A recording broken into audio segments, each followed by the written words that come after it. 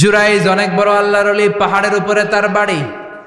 সারা রাত তাহাজ্জুদ গুজার হয়। তার গির্জার পাশে তার মায়ের ঘর। তাহাজ্জুদ গুজার হতে হতে বড় আল্লাহর ওলি হয়েছে। তাহাজ্জুদ পড়া ছাড়া ওলি হওয়া যায় নাকি? জোরে বলেন।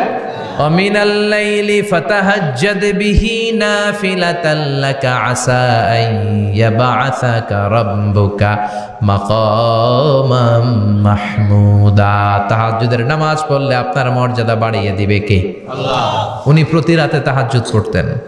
শুনতেছেন না? জিমানি আসছে আপনাদের? প্রতি রাতে তাহাজ্জুদ পড়তেন। একদিন তাহাজ্জুদের নামাজে দাঁড়ালেন, আল্লাহু আকবার।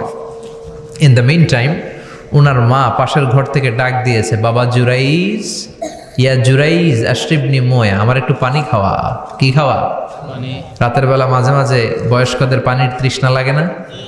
ও বাবা পানি খাওয়া।